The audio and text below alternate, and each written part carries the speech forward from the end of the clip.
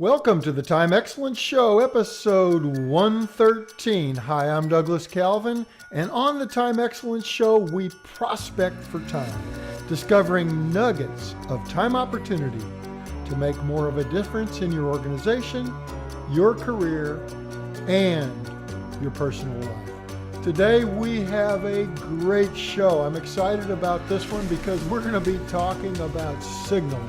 And we're going to talk about signaling to get more. We're going to go into some Kanban.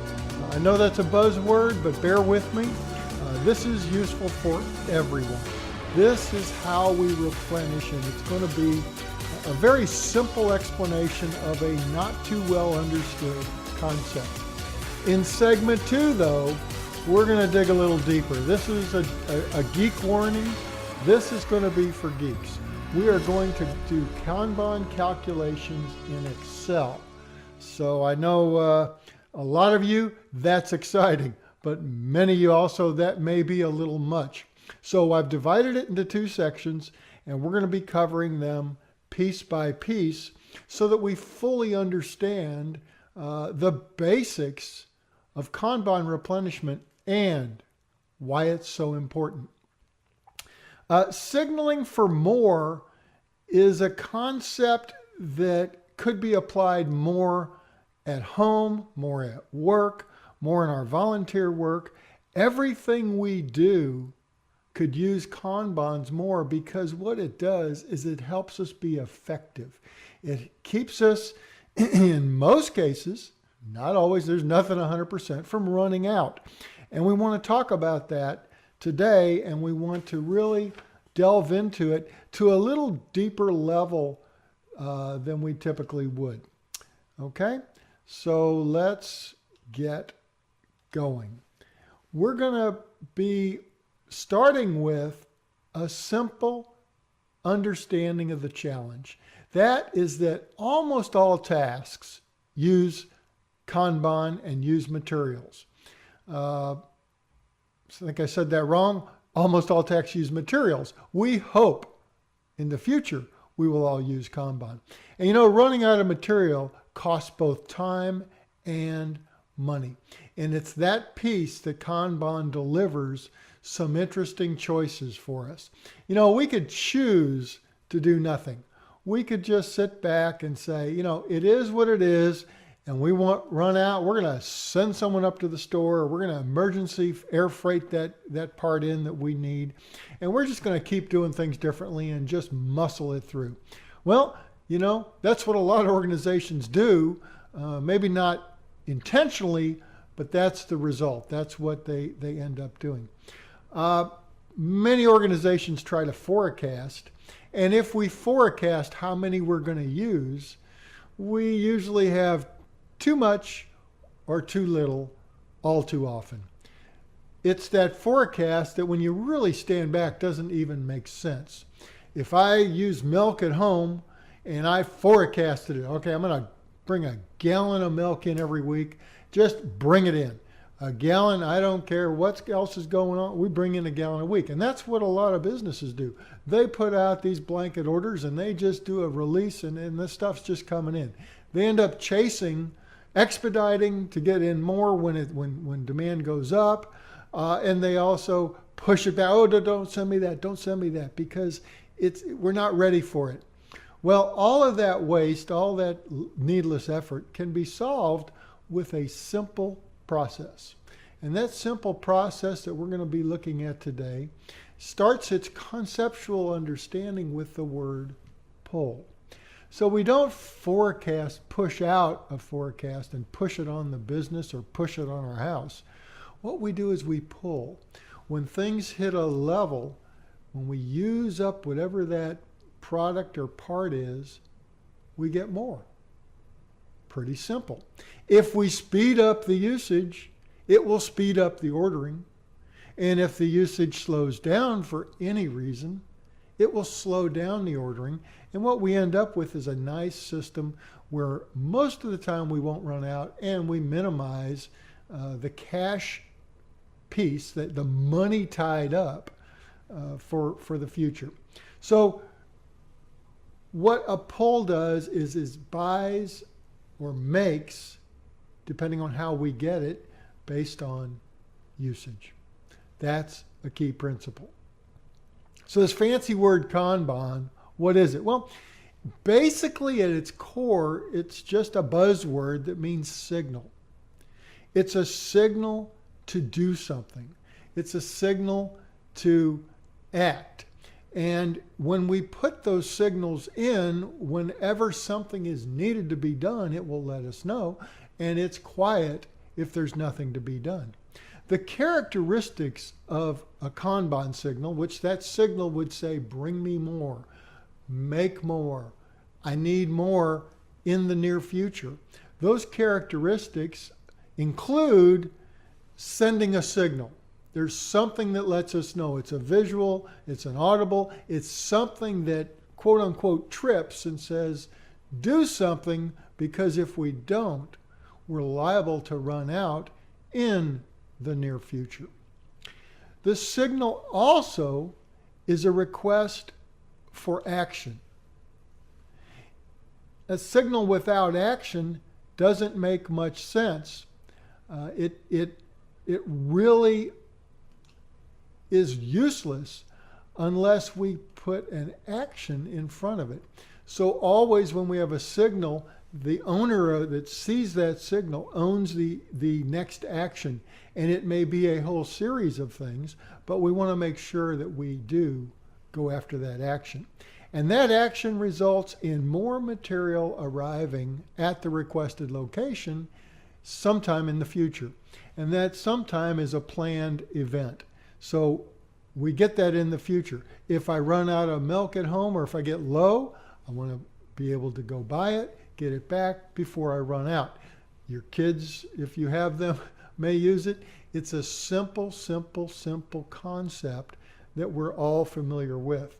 And we also need to know that a signal has been set, because if I'm low on milk and today I order it, I put it on the list, yet tomorrow I see the same signal, I don't want to order another gallon of milk or whatever, a liter of milk.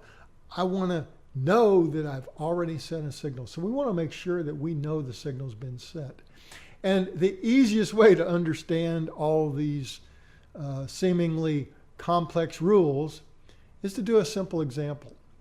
So we're going to run through an example of breakfast cereal.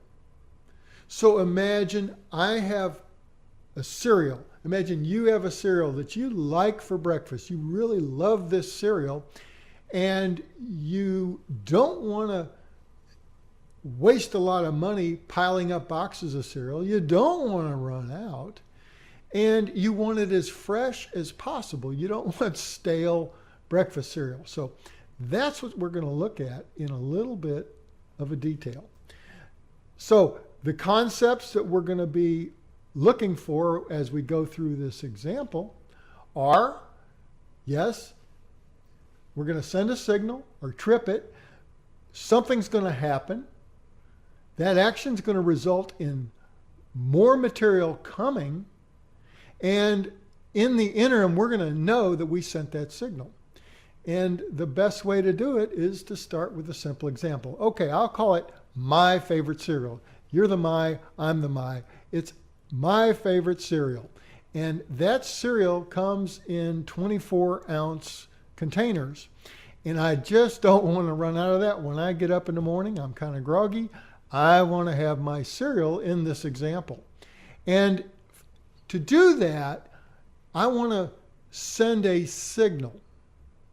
So that signal we need to set up first.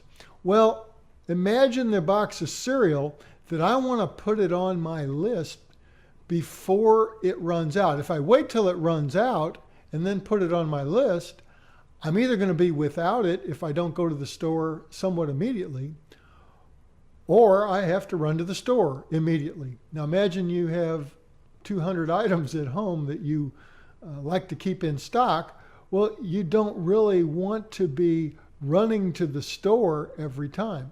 You want to maybe go once, twice a week, and you want to have a list and buy that. So We need to have a point before the box is out. Before it hits the 0 level, we want to have a level that we put it on the list and get it back. So that is going to be based on the usage and then a little extra. I'll call it safety. A little bit more to make sure we don't run out. So if I take my cereal box and just think about it, I'd like to really go to the store 2 times per week. That's not unreasonable, is it, to go to the grocery store?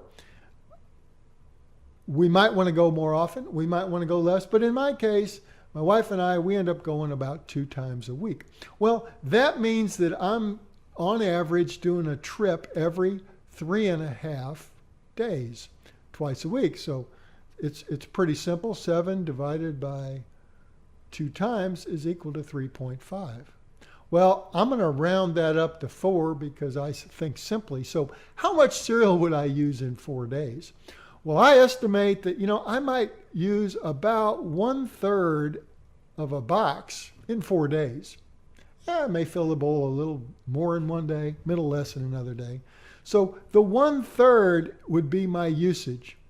I would consider that 1/3 a box in 4 days. That's about an estimate of my usage level. And then if I want to make sure I don't run out, I'm going to put a little bit more on top of that. I'm going to round that up to half. So rather than 33% of a box, I'm going to say, at half a box, I want to send a signal. That signal is called a shopping list, and I want to move forward. So I simply take a marker, and midway on the box, I put a stripe.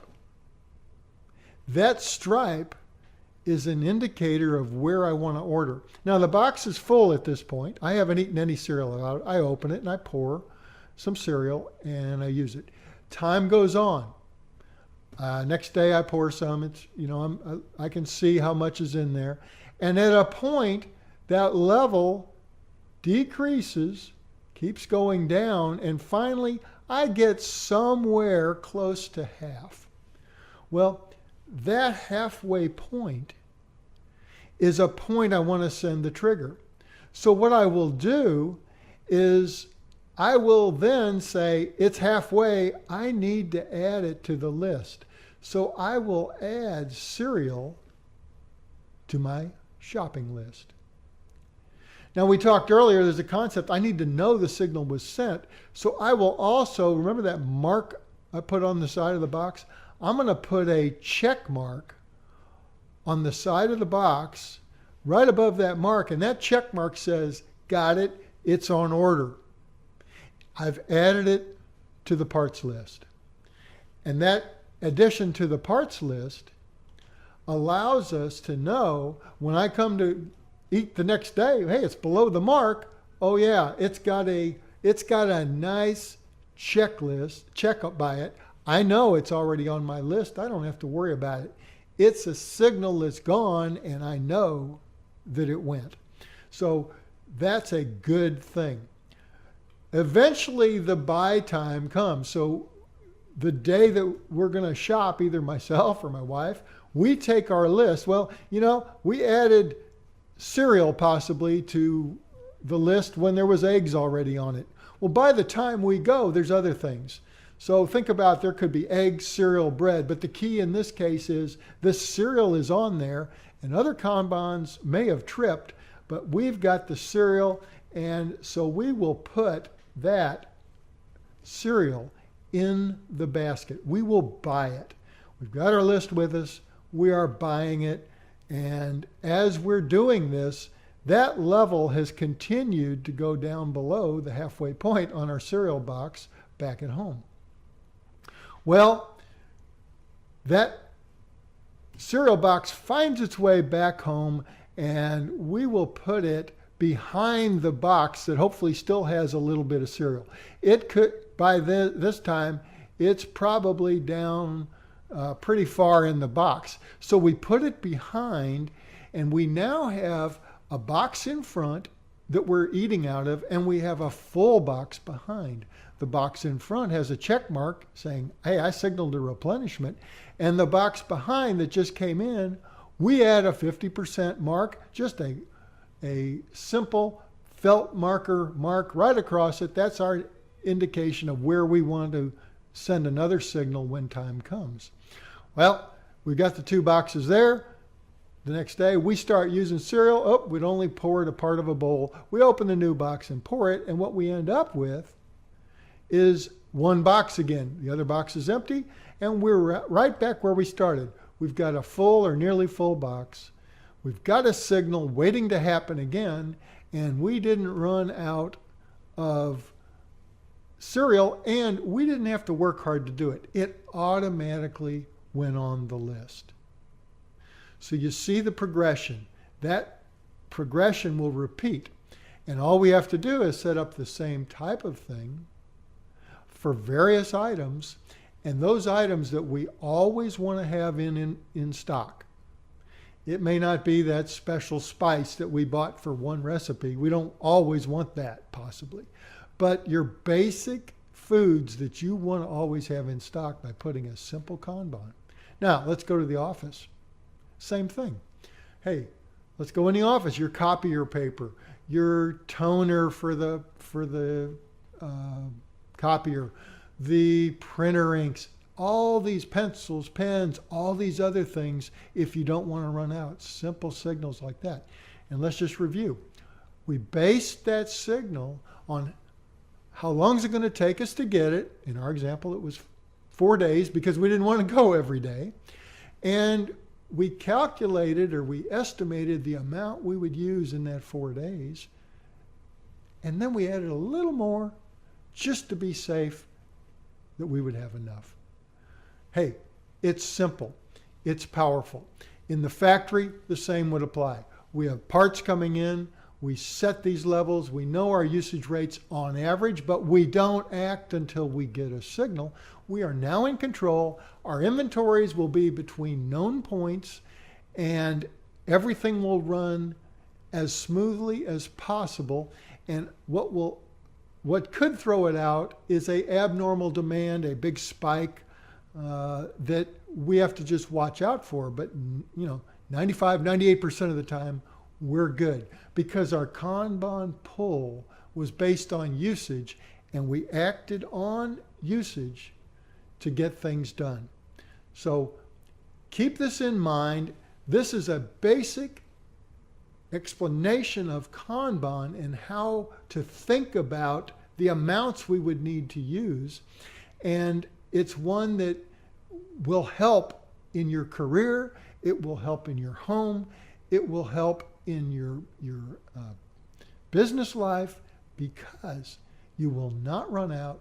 You will be more efficient. Your people will be more effective. And it's managers and parents and leaders that can simplify and make the common items routine.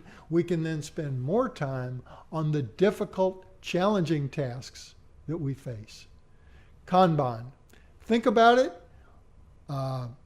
use it, and make sure that you understand the basics, because in the next segment, we're going to be talking about Excel, and we're going to program an Excel spreadsheet to calculate in 3 different environments. So that's exciting.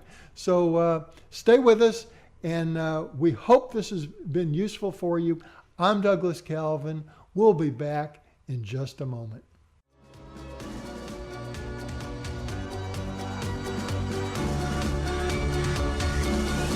Time excellence, the key to making more of a difference today by maximizing time for organizational, career, and personal achievement. We invite you to join us for each episode of the Time Excellence Show to write an even brighter chapter in your life, one of hope, growth, and purpose. The Time Excellence Show, prospecting for time together.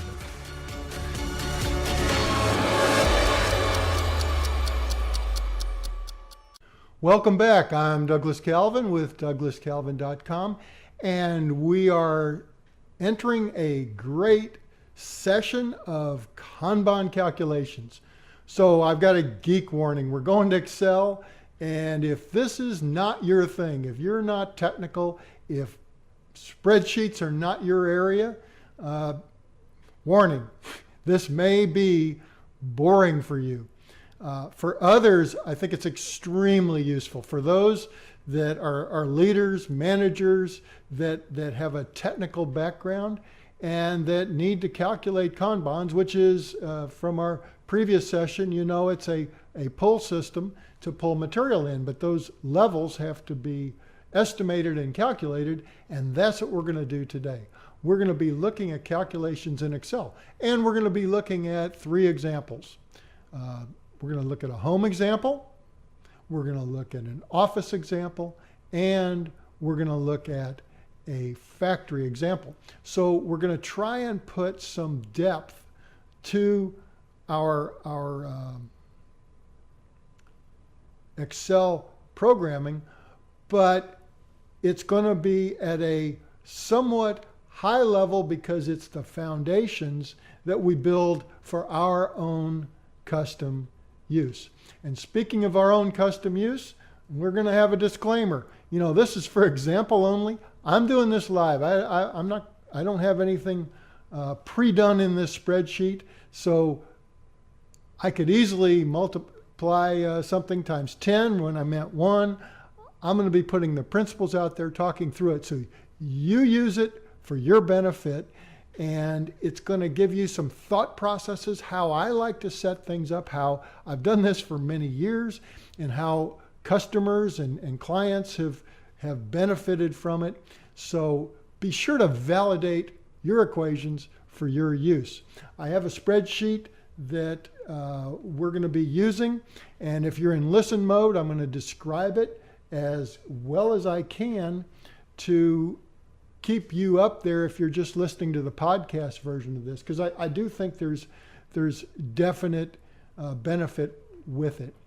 Spreadsheets help us to automate a calculation, and it goes from as simple as I don't need a calculation, it's pretty basic, to I'm running a factory and I've got 37,000 part numbers that I have to filter through, download data out of MRP systems, and make sense of it.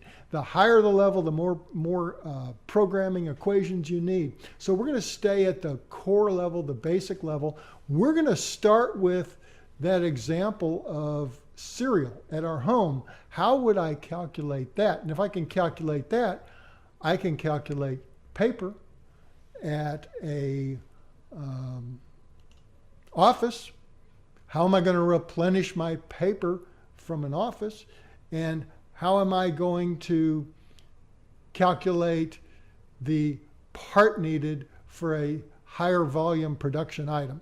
So those are somewhat all of the same. So we're going to be jumping in and out. It's kind of geeky, but that's the audience I'm after today, is those that like it. My wife would be heading out. She would have rolled her eyes by now and said, oh no, he's going into the spreadsheets. This is where I live.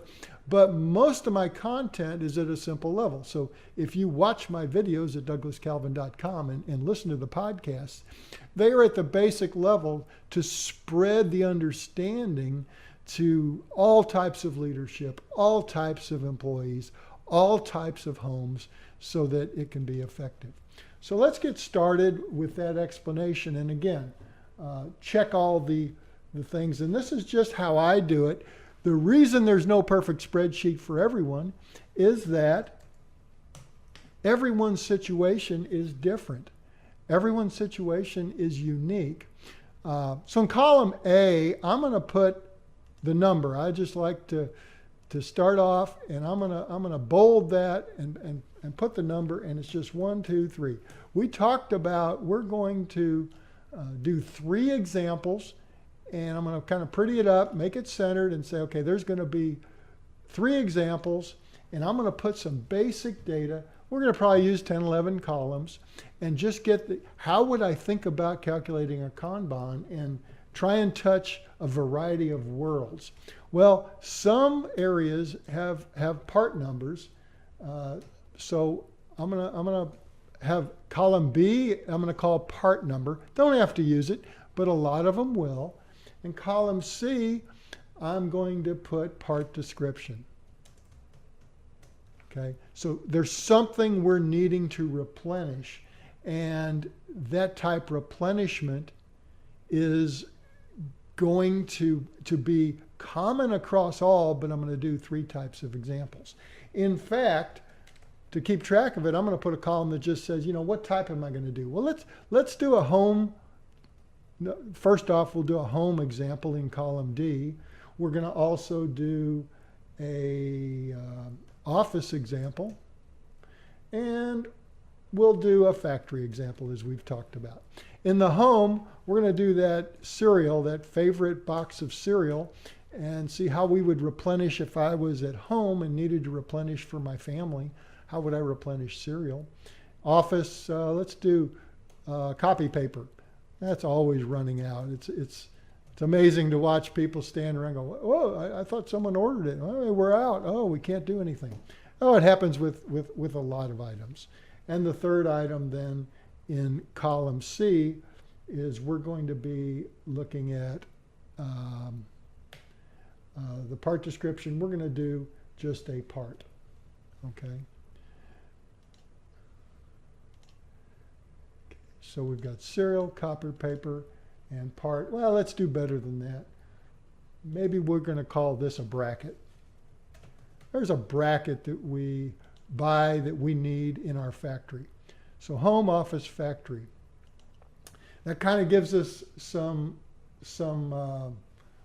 targets to go after and an understanding of where we're headed. And in column B, the part number, you know, the bracket may actually have a part number, but I doubt there's a office part number. There could be. If it's a large organization, they'll have part numbers for everything. And cereal, I doubt your home has a part number for cereal. So we're going to put part number 1256 for our factory bracket. Now let's focus on cereal. I'm going to talk all the way across for cereal and do that example. And then we're going to use that to help calculate the others, and it'll go much, much quicker. There's another thing. When I do spreadsheets, there's usually 2 types of columns. Things I put in, and there are things that I don't touch because it's automatically calculated. And I typically will color to blue. So I'm going to color these fields in blue, the text only. And that means blue is like, that's where I put my inputs. So I change those. That's kind of the area that we can change. And I found it really keeps people from typing over equations and doing those type things. So I'm going to put another flag here.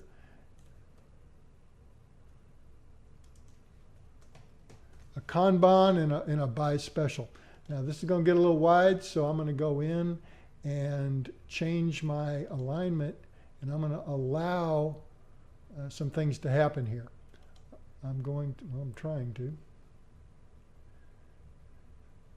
It's running slow. Okay, so I'm going to wrap text. I don't know if you do this, but this is how you do it. It's up in the, I hit the little icon that drops down the alignment box, and it allows me to put everything to the top and wrap text, and that way I can have narrow columns so it fits on the screen. Okay, and for those of you listening, it doesn't matter, but for those of you watching the video, it does matter, and it will allow me to get more columns on a page. All right, the reason Kanban buy, if you happen to have a lot of parts, not all of them you want to replenish. In this today, we're going to do 3 Kanban, so I'm going to label these as Kanban items. You won't always do that. because sometimes it's simple, but I'll guarantee if you're in a factory, you want to identify the ones you want to replenish and the ones you bought one time, and you sure don't want to increase inventory again. E, I'm going to slide in a type. It's also useful to change D to location, because I think that's actually a little more descriptive. Okay, so D is, in column E now is type, and the type lets us bundle things. So the first type might be food, the copy paper might be supplies, and the third type would be parts. Okay, so I have column A is the number, meaning 1, 2, 3, 4. The part number is column B. Part description is column C. The location, what type of location? So if I was running the office, I don't want to see everybody else's stuff. Just show me that, and we can filter on that. The type is column E, and Kanban or by special is column F. All right, so that gets us set up pretty good. I know the Kanbans and inputs. I'm going to make those blue and go on to common usage. So we're set up now. These 1, 2, 3, 4, 5. These 6 columns set us up for success. These allow us to start. And the first thing we need to know is about how much do we use in a time period. Well, I like and have found that annual usage is a pretty well understood concept. Home, maybe it challenged a little, but when we talk about it, it's going to make more sense. So column G, I'm calling annual usage, and column H is the unit of measure, because we got to know, are we talking about length, or weight, are we talking about units? What are we talking about? So annual usage. Well, the cereal, if we think back, you know, I think we use, it's more than 2, but less than 3, probably about 2.5 boxes a month. So how do I get annual usage out of that? Well, if I equals 2.5 times 12 months in a year times 24. Now, why did I pick 24? Because my unit of measure is going to be ounces. So I'm buying in ounces. Remember those boxes of cereal with 24 ounces. We may be in the metric system. That's okay. Whatever your unit of measure, put it in there. And that will allow you to keep track of what you're talking about. Because when we talk about copy paper, our unit of measure will not be ounces. And when we talk about brackets, it won't be ounces either. So always keep that accurate. And from that, we can calculate the average daily usage. Okay, so if we, in column G, had 720 ounces that we used in a year, how much do we use daily? All right, well, here's another tip. A lot of these common variables that I input, I like to put in a different sheet and keep track of them. So I'm going to take sheet 2 and call it inputs. And you'll see why in a second, but I'm going to put an input called days in a year. Okay. And I'm going to put 365. And that will become clearer in a second. Label my first sheet Kanban. So now I've got a Kanban sheet and I've got an inputs sheet. And I'm going to calculate the average daily usage.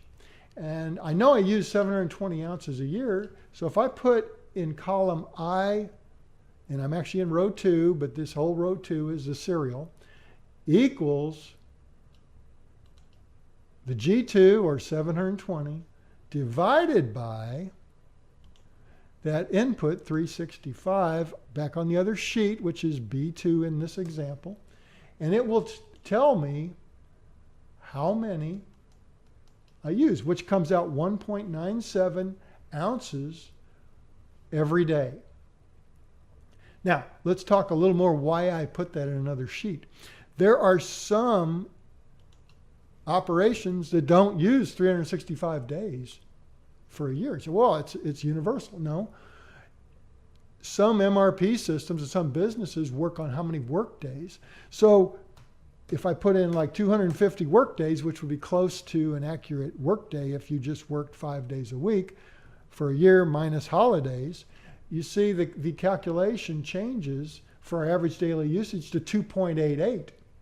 So that's why if I program the whole sheet this way, I can vary, and if every year it changes due to holidays, where they fall, vacation schedules, etc., I can keep track of it. So I'm going to keep it 365 right now in this example, but that's a best practice. For any item that you might be changing that's used in a lot of calculations, pull it into that input sheet, and all you have to do is go change it. And on the input sheet, I should make blue that 365. So now that blue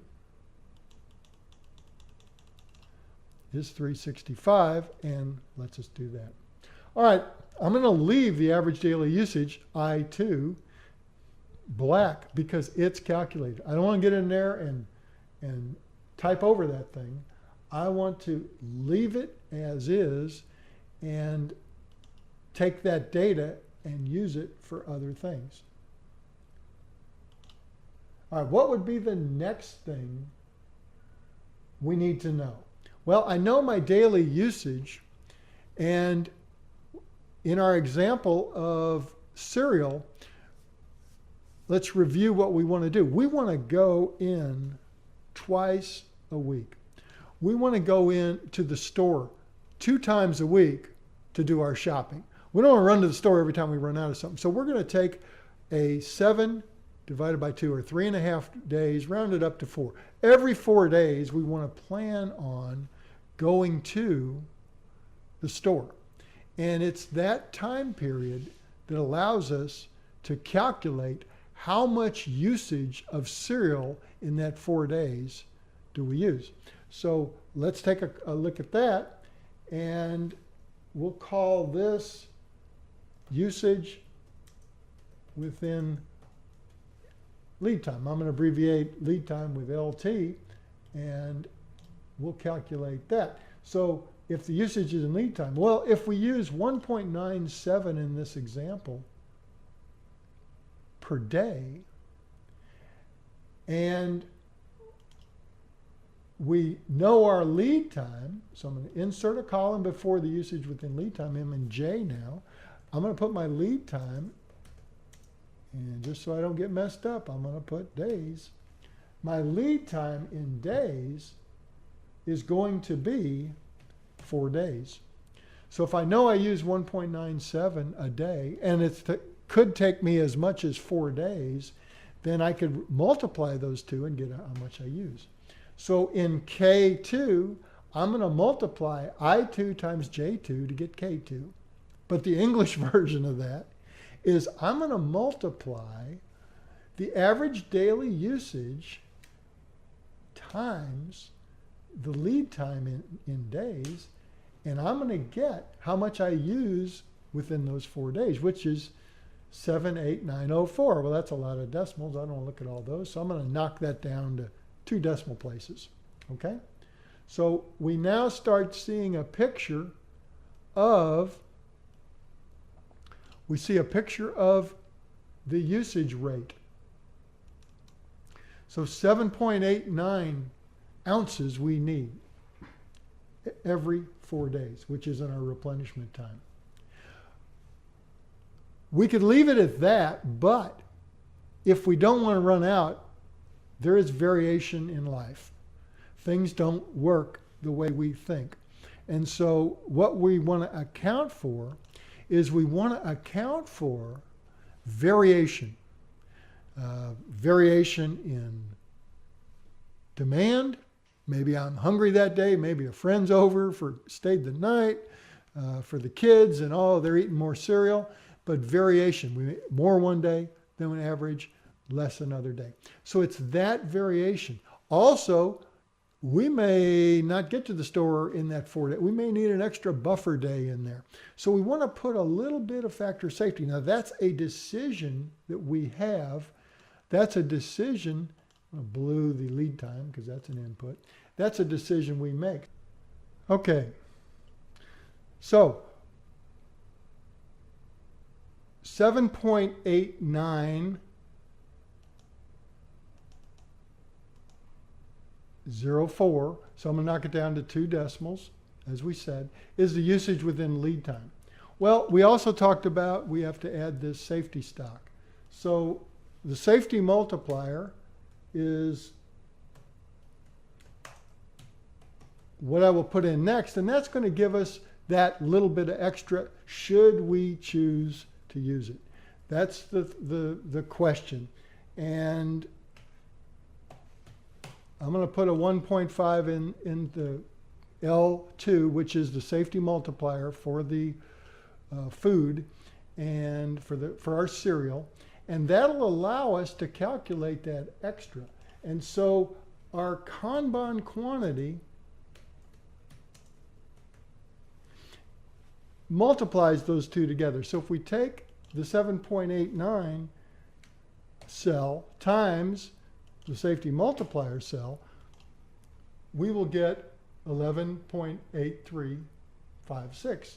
Too many decimals, knock that down. We don't want to see all those, but you know, it's not a pretty number yet. We're going to make it pretty, and we're going to do it in a very controlled manner. But the Kanban quantity is now 12 ounces. Well, what does that mean?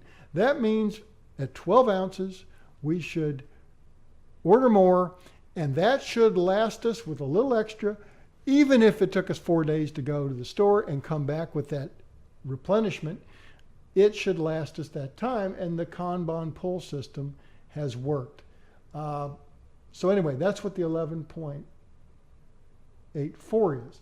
So one way to make that a pretty number is to choose a multiple of, and I'm going to say, well, I'm going to make it a multiple of 1. So the only right answers are 1, 2, 3, 4, 5, 6, 7, 8, 9, 10, all the way up to infinity.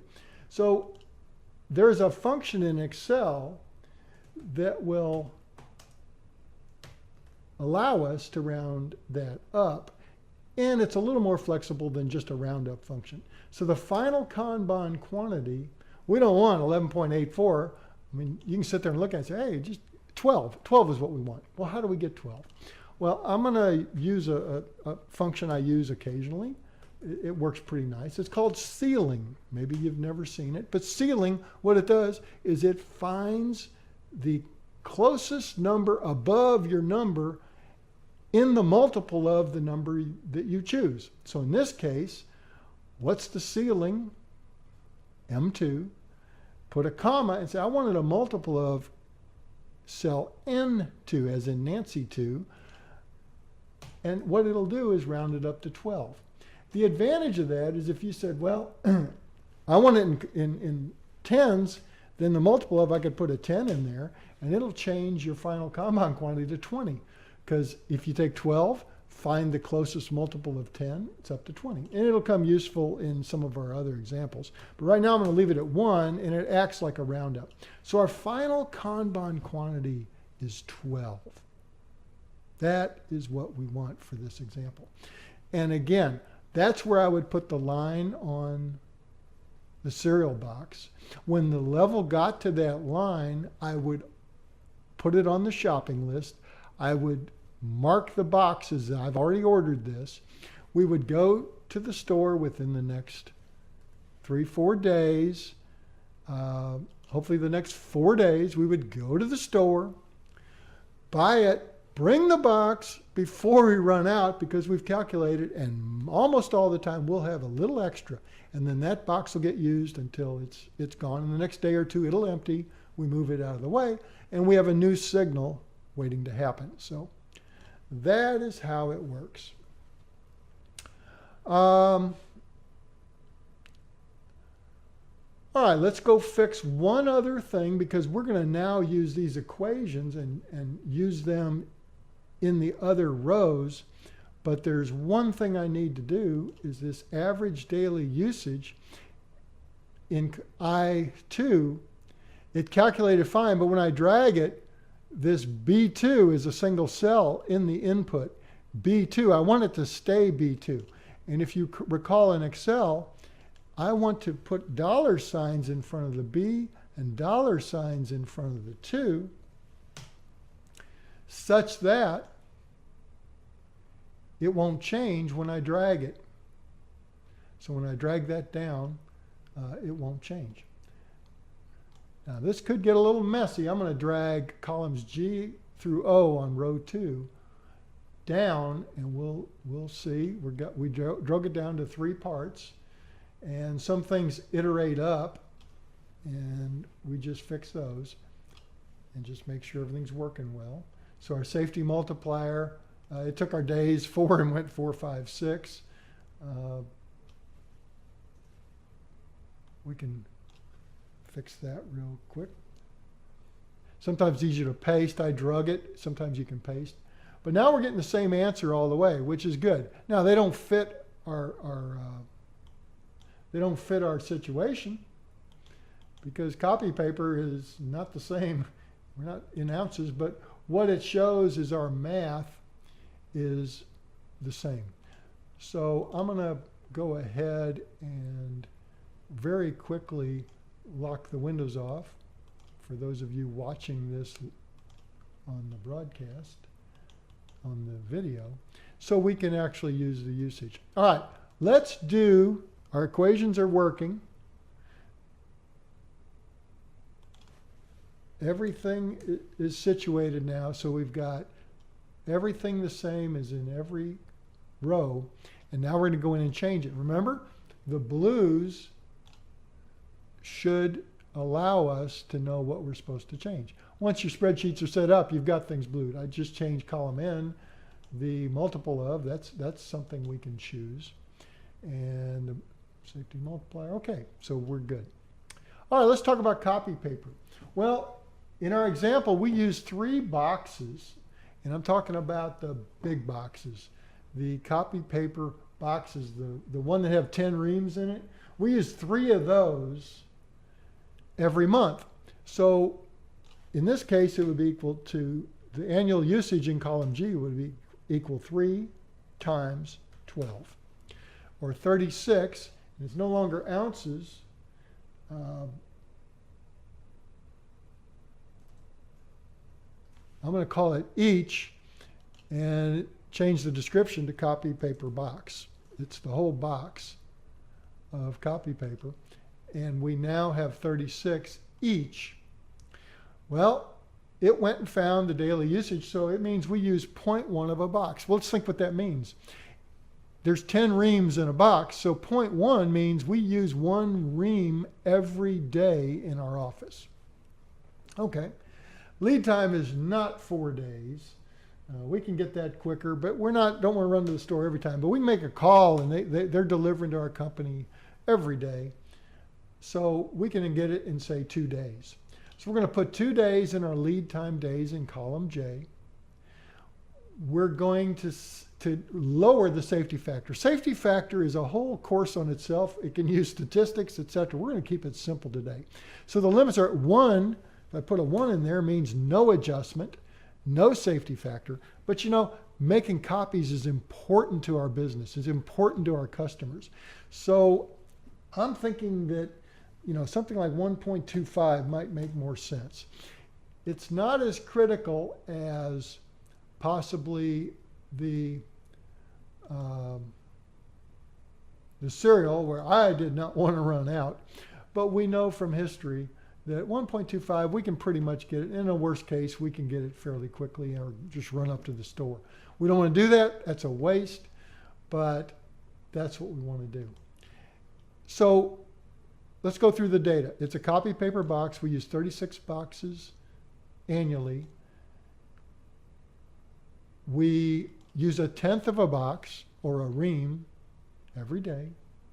We put a 1.25 safety multiplier in column L. And here's where it gets fun. I don't want this. It ends up with a Kanban quantity of 0.25, meaning a quarter of a box. Well, I don't want it to round that up to 1. That would be too much. So, if I put it my multiple of, remember that nice ceiling function we use, a 0.1, I want it to be down to the ream so I can trigger off of a ream level.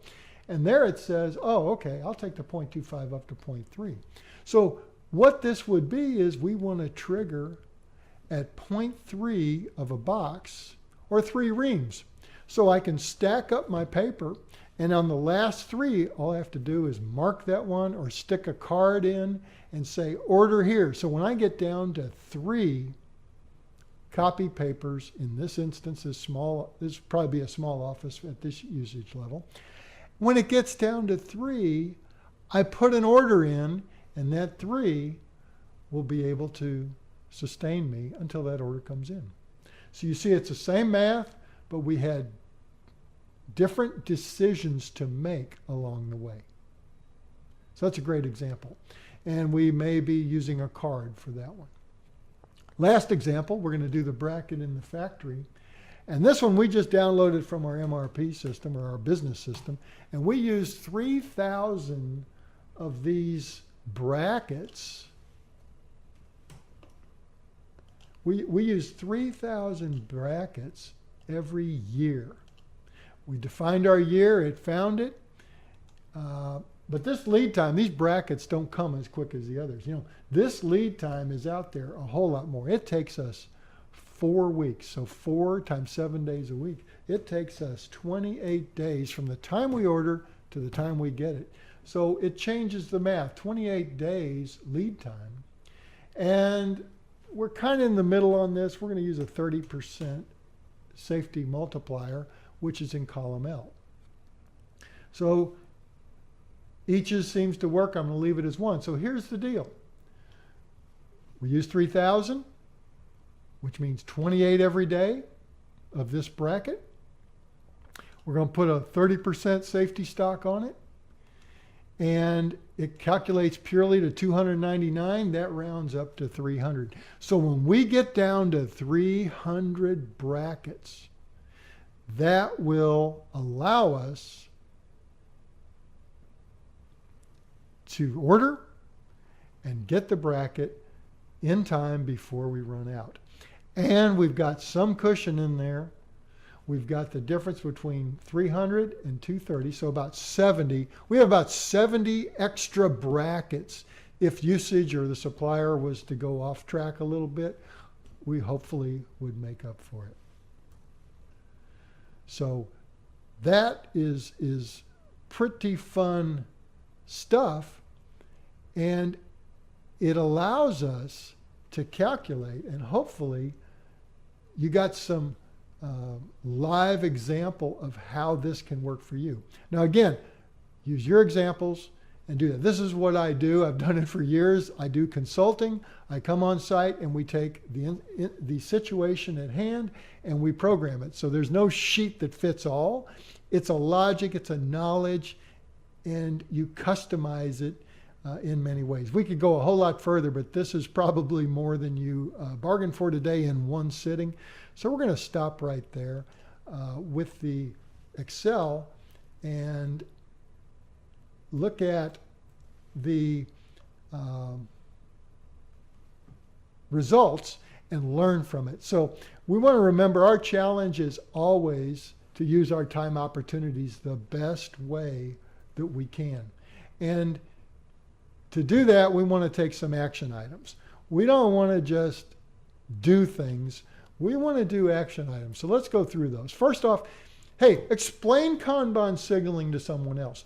If this was clear to you, especially not the Excel piece, if you go back to the simple example of the cereal, can you explain that to someone else in simple terms? If you can explain it to others, then you understand the concepts. If you understand the overall concepts and the elements that are important, then you're ready to do some calculations. So action 1, explain the signaling to someone else. Number 2, identify a single item at work or at home, set up a simple Kanban replenishment and run it for a while. Test it. Test your equations, test how it's going, see how everything's working and use it. And finally, if you're one of those geeks, set up your own spreadsheet with a few parts, calculate it, and then try it. So you're getting to the advanced level, but I'm telling you that those managers, leaders, engineers, technical people that understand the spreadsheet will be even more powerful and really powerful in the business. The key is to take one step forward every day. Take one step forward to improve your time excellence, and it will continually benefit you. You can reach me at douglascalvin.com. We've got webinars, we've got information, we've got all these videos. We're on Facebook, LinkedIn, Twitter, YouTube, you name it. Help us if you can. Comment, sharing, giving all the comments, etc. helps the interaction, gets more people to see this. And the benefit is we want to benefit others. This was free to you. Make it free to others. Get it in their hands. And those that are interested will be able to benefit. Hey, time excellence. Mastering time to make more of a difference today. I'm Douglas Calvin with douglascalvin.com. Thanks for joining us. And until next time, goodbye.